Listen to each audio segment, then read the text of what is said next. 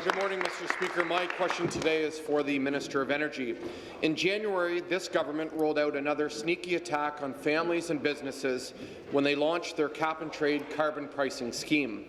Speaker, the Auditor General conducted a survey of Ontario's natural gas ratepayers, and 89% of the respondents thought it important to disclose the impact and cost of cap-and-trade on natural gas bills.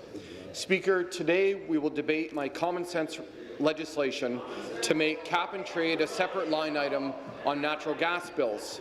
Speaker, my question is simple. Do the Liberals support transparency and accountability, or will the government continue hiding the cost of cap-and-trade on consumers' natural gas bills? Good question. Very good. Thank you, Mr. Speaker. The decision on how to present cap-and-trade on consumers' bills was made by the Ontario Energy Board, Mr. Speaker, and that's an independent, arm's-length regulator for the province's energy sector, Mr. Speaker. And it did so based on extensive consultations with consumers, utilities, and environmental stakeholders. Member from Renfrew-Nipissing-Pembroke, second time. Carry on. Thank you, Mr. Speaker.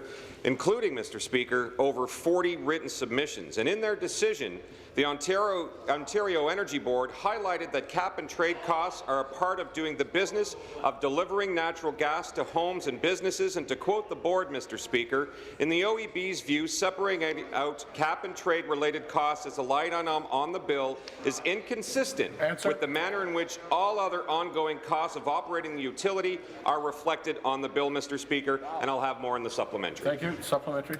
Well, Speaker, back to the Minister. I introduced Bill 146, the Transparency in Gas Pricing Act, in the hope of bringing greater accountability to the government's cap-and-trade carbon pricing scheme. Speaker, my legislation will provide much-needed transparency to Ontario's taxpayers and ratepayers. Transparency that ratepayers in British Columbia and Quebec already enjoy at no cost to the government. Speaker, will the minister support my common-sense legislation to make cap-and-trade a separate line item on natural gas bills, and if not, why not? Good question. Minister. Thank you, Speaker. We all know where the common sense revolution got us in the past, Mr. Speaker, and we're actually going to continue to stand up for the people of Ontario, especially, Mr. Speaker, when it comes to the OEB. And they know, Mr. Speaker, that the OEB regulates the natural gas sector in this province with a strong mandate to protect the public interest and ensure that consumers receive reliable, cost-effective natural gas service. Their decision on the presentation of cap-and-trade costs was made, as I said before, Mr. Speaker, after extensive consultation within this province. The opposition claims they support the independence of government agencies, and yet claims we should interfere with the OEB in this case simply because they don't like the decision, Mr. Speaker. Just as the federal government can't dictate terms to the Supreme Court or to the Bank of Canada or expect that decisions will be in their favour, the Ontario Energy Board will undertake their due diligence and make independent decisions, Mr. Speaker.